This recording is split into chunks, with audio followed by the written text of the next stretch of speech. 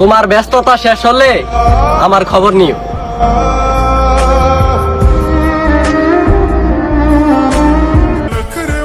এই শোনো, আমার দিকে তাকাও। এখন আমাকে কিউট বলো, বাবু।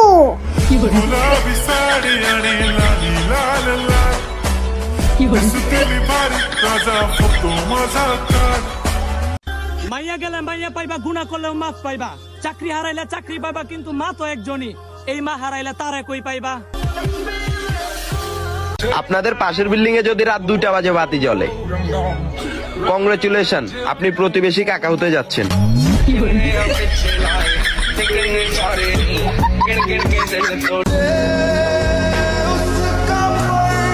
কাফনে মুড়ে থাকা আমার লাশটা দেখে কেঁদো না প্রিয়, এটাই তোমার সাথে আমার শেষ দেখা, হাসি মুখে বিদায় দিও।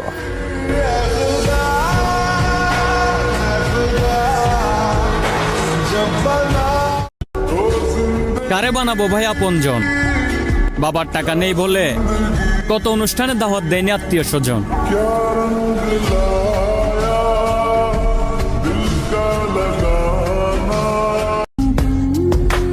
ফাইনালি তুমিও আমার সাথে কথা বলা বন্ধ করে দিলে।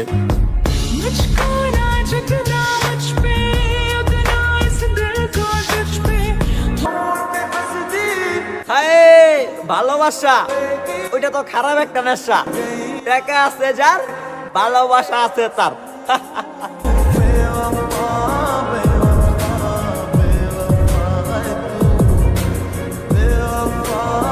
আমার একটা ভিডিও করতে সময় লাগে 1 মিনিট, আর আমারই ক্যামেরাম্যানের একটা ভিডিও করতে সময় লাগে 10 মিনিট।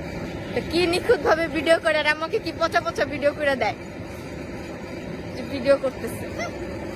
আমি আগে বসে আছি। প্রত্যেক রাতেই তার কথা মনে পড়ে।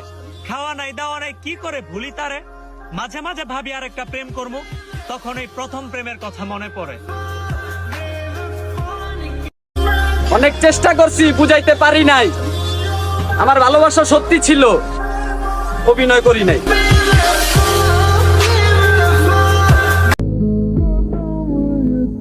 যে ভাগ্যে নাই তারে ফোনের গ্যালারিতে কেন রাখছো? অ্যান্সারটা দিয়ে যায়।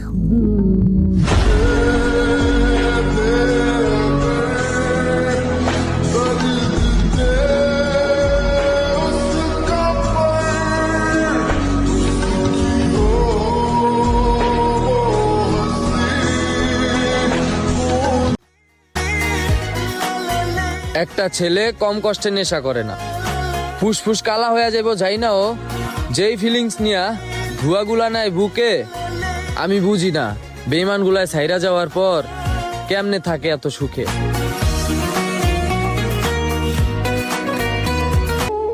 যেই দেশে ধর্ষকের পক্ষে উকিল পাওয়া যায়, ওই দেশে পইরা লেখা জজ হয়ে কোনো লাভ নেই। মুসলমানদের দেশে নেতা হইয়া যদি আলেমদেরকেই বন্দি করে রাখতে হয়, ওই দেশের রাজনীতি করে নেতা হইলে জনগণের জন্য কোনো ফায়দা নেই।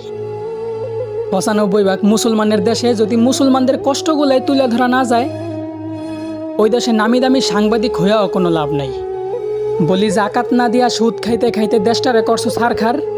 এখন সূর্যের তাপ গায়ে লাগে, তাই তোমাদের বৃষ্টির দরকার। আলেমদেরকে বন্দি করে আবার আলেমদের মাধ্যমে আল্লাহর কাছে বৃষ্টি কামনা করলা।